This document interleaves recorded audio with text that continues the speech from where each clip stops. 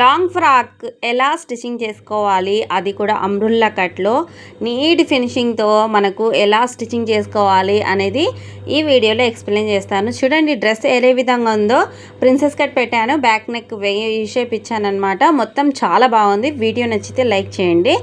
Hello, hi everyone, welcome back to my channel Parveen tailoring and blogs. నేను మీ పర్వీన్ని. ఎలా ఉన్నారు మీరంతా? నేనైతే చాలా బాగున్నానండి. టుడే వీడియోలో వచ్చేసి నేను లాంగ్ ఫ్రాక్ స్టిచ్చింగ్ అయితే చేస్తున్నాను. అది కూడా ప్రిన్సెస్ కట్ పెట్టి ఫ్రంట్లో, బ్యాక్ సైడ్ వచ్చేసి వీనెక్ అయితే ఇస్తున్నాను అనమాట. ఫ్రంట్ ఏం చేస్తుంది అనుకుంటున్నారా? నేనైతే అటాచ్ చేయలేదన్నమాట. అందుకే ఫెవిగమ్ తోటి అటాచ్ చేస్తున్నానండి. క్లాత్ మొత్తం లైనింగ్ ఎలా కట్ చేసుకున్నానో మెయిన్ క్లాత్ ఆ విధంగా అటాచ్ చేసేసి ఆ మెయిన్ క్లాత్ అనేది కటింగ్ అనేది చేస్తున్నాను. చూడండి, ఈ విధంగా మనము మెయిన్ క్లాత్ అలాగే లైనింగ్ అటాచ్ చేసుకునే విధానం వచ్చేసి ఇదే అన్నమాట. ఫెవిగమ్ తోటి అటాచ్ చేస్తే కనుక నీట్ ఫినిషింగ్తో అయితే ఉంటుంది. ఇలాగే నేను సైడ్ పాయింట్స్ కూడా అటాచ్ అనేది చేసేసాను. మీకు అర్థమైంది కదా. బ్యాక్ పార్ట్ కూడా సేమ్ ఇలాగే చేశాను అనమాట. అలాగే క్యాన్వాస్ తోటి నెక్ అనేది కటింగ్ చేసుకున్నానండి. మనకి ఎంతవరకు కావాలో అంతవరకు అయితే కటింగ్ చేసి పెట్టుకొని ఈ విధంగా మనకు నెక్ అనేది స్టిచ్చింగ్ చేస్తున్నాను అనమాట.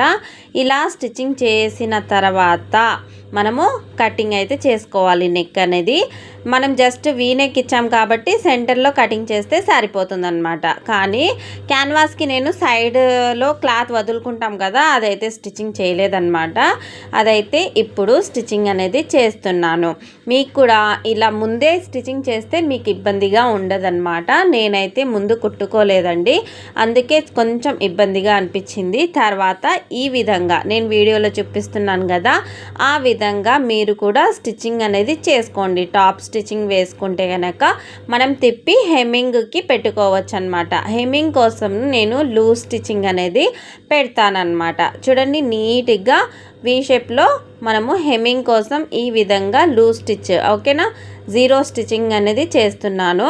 ఈ విధంగా స్టిచ్చింగ్ చేసేసిన తర్వాత నెక్ అయితే రెడీ అయిపోయిందనమాట. బ్యాక్ పార్ట్లో కొంచెం ఇబ్బంది పడ్డాను అని చెప్పాను కదా, అందుకే ఫ్రంట్ నెక్ అయితే ఈ విధంగా స్టిచ్చింగ్ అనేది చేసేస్తున్నాను అనమాట. ఇలా చేసుకున్న దానిని సెంటర్కి ఒక మార్కింగ్ అయితే పెట్టుకోవాలి. ఎందుకంటే మనకు సెంటర్ ఉంటే కరెక్ట్గా స్టిచ్చింగ్ అనేది చేసుకోవచ్చు అనమాట. నెక్ అయితే ఈ విధంగా ఉంది. సెంటర్ దగ్గర నుంచి పైనుంచి స్టిచ్చింగ్ చేసుకుంటూ మన నెక్ ఏ విధంగా ఉందో స్లోగా మనము స్టిచ్చింగ్ అనేది కంప్లీట్ చేసుకోవాలి నీట్గా. తర్వాత మళ్ళీ ఈ సెంటర్ దగ్గర నుంచి మళ్ళీ ఇటు సైడ్కి స్టిచ్చింగ్ అనేది చేసేసుకోవాలన్నమాట. కస్టమర్ అయితే ఫుల్ హ్యాపీ అయిపోయారు ఈ డ్రెస్ చూసి. చాలా బాగా నచ్చిందంట తనకి. ఇలాంటి డ్రెస్ తను ఎప్పుడు వేసుకోలేదంట, నార్మల్గా ఎప్పుడు స్టిచ్చింగ్ చేసుకోలేదంట.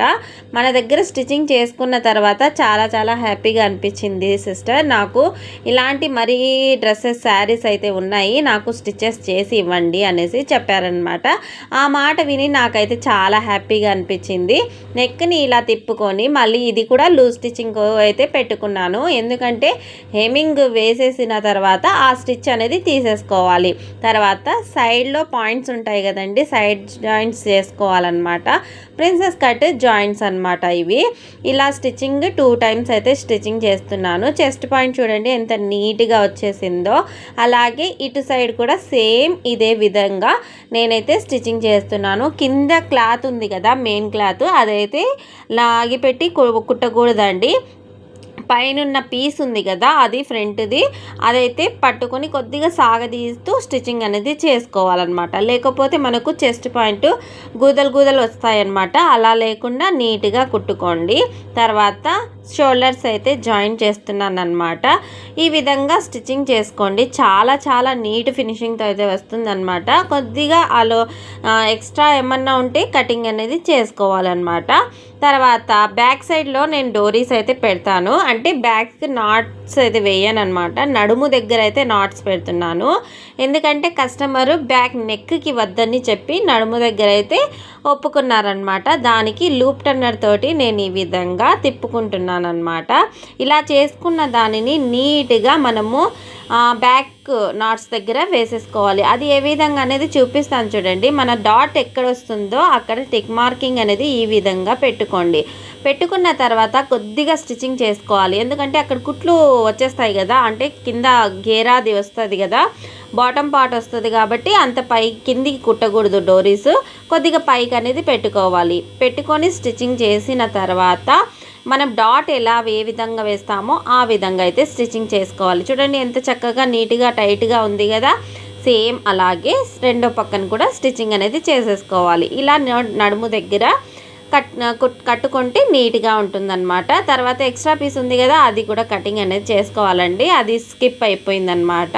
హ్యాండ్ దగ్గర ఈ విధంగా నేను ఫోల్డింగ్స్ అయితే చేస్తున్నాను. లైనింగ్ అనేది వీడియో లెంత్ ఎక్కువగా అయిపోతుందని కొద్దిగా స్పీడ్గా చూపించేశాను. మీరు కావాలంటే స్కిప్ మళ్ళీ చూస్తే మీకే అర్థమైపోతుంది. ఓకేనా?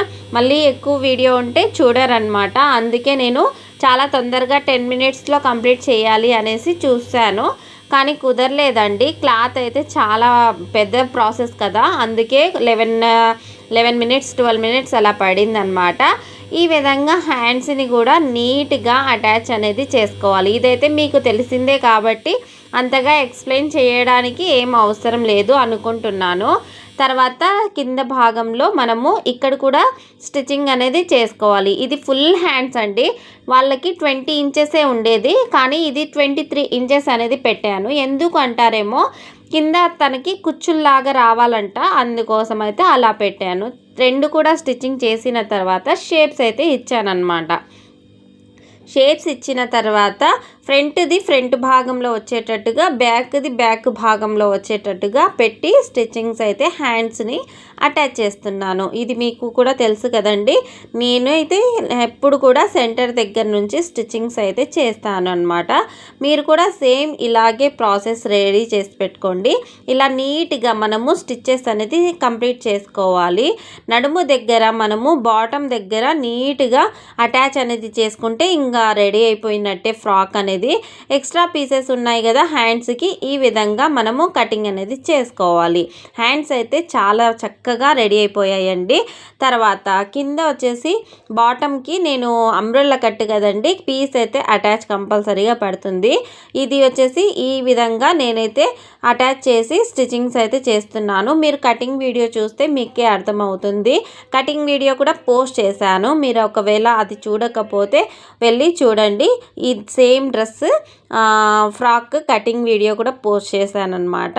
మీరు ఖచ్చితంగా ఆ వీడియోను చూడండి. చూడకపోతే నేను డిస్క్రిప్షన్లో లింక్ పెడతాను, మీరు అది కూడా చూడొచ్చు అనమాట. నార్మల్ ఫ్రాక్ కటింగ్ చేయాలి అంటే కనుక చాలా కష్టం అండి, అదే నార్మల్ శారీస్ని. ఈ విధంగా బాటమ్ని జాయింట్స్ అయితే చేసేసాను కదా, మళ్ళీ టాప్ స్టిచ్చింగ్ అనేది చేసుకోవాలి. దీనికి టాప్ స్టిచ్ వేయకుంటే బాగుండదండి. నీట్గా కావాలి అంటే మనం టాప్ స్టిచ్ వేసి స్టిఫ్గా ఉండాలి అంటే కూడా స్టిచ్చింగ్ చేయాలన్నమాట. ఈ విధంగా టాప్ స్టిచ్ చేసిన తర్వాత నేను ఎక్స్ట్రా క్లాత్ ఉండేది నీట్గా రౌండ్ వచ్చేటట్టుగా ఈ విధంగా కటింగ్ అయితే చేస్తున్నాను అనమాట. తర్వాత లైనింగ్ వచ్చేసి నేను కింద ఫోల్డింగ్స్ అనేది చేస్తున్నానండి. ఈ రెండిటికి నేను అంటే బ్యాక్ సైడ్ది ఫ్రంట్ సైడ్ది రెండు కలిపే కటింగ్ చేశాను కాబట్టి రెండు వేరువేరుగా కటింగ్ అయితే చేసుకున్నాను. తర్వాత కింద వచ్చేసి నేను ఫోల్డింగ్స్ అనేది చేస్తున్నాను అనమాట. ఈ విధంగా మీరు నీట్గా ఫోల్డింగ్స్ చేసుకోవాలి. బిగినర్స్కి అయితే ఈ విధంగా 2 టైమ్స్ అయితే ఫోల్డింగ్స్ రాదనమాట, ఎందుకంటే ఇది అంబ్రెల్లా కట్ కాబట్టి ఇలా రౌండ్గా తిరిగిపోతుంది అనమాట, క్రాస్గా వచ్చేస్తాయి. ఒకవేళ అలా వస్తుంది అంటే కనుక మీరు ఫస్ట్ ఒక కుట్టుని ఒకసారి ఫోల్డ్ చేయండి, తర్వాత ఇంకొకసారి ఫోల్డ్ చేయండి. ఆ రెండిటి కలిపి చేస్తే మీకు నీట్గా వస్తుంది. ఒకేసారి 2 ఫోల్డింగ్స్ చేస్తే కనుక కొంతమందికి అలవాటు ఉంటేనే వస్తుందన్నమాట. తర్వాత బాటమ్కి లైనింగ్తో అటాచ్ అనేది నడుము దగ్గర చేసుకోవాలి. ఈ విధంగా మనము క్రాస్ కటింగ్ చేసాం కాబట్టి అదే అంబ్రెల్లా కట్ లాగా ఇది సాగిపోతుంది అనమాట. జస్ట్ మనము పీకకుండా జస్ట్ ఇలా కదిలిస్తూ స్టిచ్చింగ్ అనేది చేసుకోవాలి. తర్వాత చూడండి, మన మనం క్లాత్ బాడీ బ్లౌజ్ని తర్వాత బాటమ్ని రెండు కలిపి ఈ విధంగా స్టిచ్చింగ్ అనేది చేసుకుంటూ రావాలన్నమాట. నీట్గా అటాచ్ చేసిన తర్వాత 2 టైమ్స్ అయితే స్టిచ్చింగ్ చేయాలండి. ఇది కూడా ఎందుకంటే స్టిఫ్గా ఉంటుంది 2 టైమ్స్ స్టిచ్చింగ్ చేస్తే కనుక. చూడండి నీట్గా వచ్చేసింది కదా. కొద్దిగా ఏమన్నా ఎక్స్ట్రా వస్తే కనుక సైడ్లో కొద్దిగా క్రాస్గా తీసేసుకోవాలి నీట్గా. తర్వాత ఫ్రంట్ పార్ట్లో కూడా సేమ్ ఇదే ప్రాసెస్తో స్టిచ్చింగ్ అనేది చేశాను చూడండి. తర్వాత మళ్ళీ ఇంకొక స్టిచ్చింగ్ అయితే చేస్తున్నాను. తర్వాత సైడ్లో జాయింట్స్ ఏ విధంగా చేసుకోవాలి అంటే మనకు ఖర్చులు లైనింగ్ క్లాత్ వేరుగా తర్వాత మెయిన్ క్లాత్ వేరుగా స్టిచ్చింగ్ చేసుకోవాలన్నమాట. అది ఎంతవరకు స్టిచ్చింగ్ చేసుకోవాలి ఎలా స్టిచ్చింగ్ చేసుకోవాలి అనేది ఈ వీడియోలో చూపిస్తున్నాను చూడండి.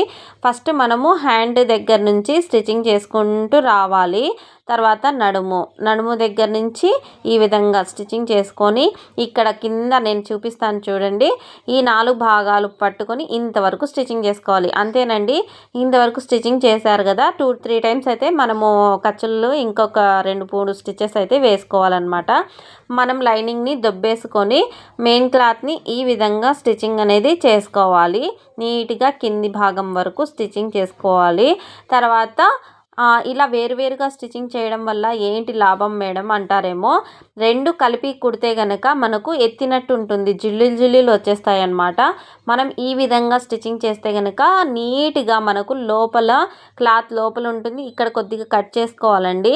తర్వాత లైనింగ్ అనేది లైనింగ్ వైపు ఉంటుందన్నమాట. ఇక్కడ చూడండి. తర్వాత అది కట్ చేసుకున్న తర్వాత మెయిన్ క్లాత్ని లోపలికి దొబ్బేసి ఇప్పుడు లైనింగ్ క్లాత్ని స్టిచ్చింగ్ చేసుకోవాలన్నమాట. మీకు అర్థమవుతుంది కదా ఫ్రెండ్స్. ఏమన్నా డౌట్స్ ఉంటే వీడియోలో కింద కామెంట్ చేయండి, నేను ఎక్స్ప్లెయిన్ చేస్తాను. ఈ విధంగా 2 సైడ్స్ అయితే స్టిచ్చింగ్ చేసుకోవాలి. స్టిచ్చింగ్ చేసేసిన తర్వాత ఫ్రాక్ అయితే ఈ విధంగా రెడీ అయిపోయిందనమాట. చూడండి ప్రిన్సెస్ కట్లో ఈ నెక్, ఫుల్ హ్యాండ్స్, ఈ ఫ్రాక్ చూడండి. లోపల లైనింగ్ వేరుగా అయిపోయింది, మెయిన్ క్లాత్ వేరుగా అయిపోయింది. కింద అయితే మనం జిగ్జాగ్ చేపించుకుంటే చాలా అంటే చాలా బాగుంటుందన్నమాట. ఈ ఫ్రాక్ చూడండి చాలా పర్ఫెక్ట్గా సెట్ అయిపోయిందనమాట కస్టమర్కి. ఈ వీడియో కనుక ఇలాంటి వీడియోస్ మరికొన్ని వస్తూ ఉంటాయి. మన ఛానల్ని సపోర్ట్ చేయండి. Thank you for watching. Bye bye.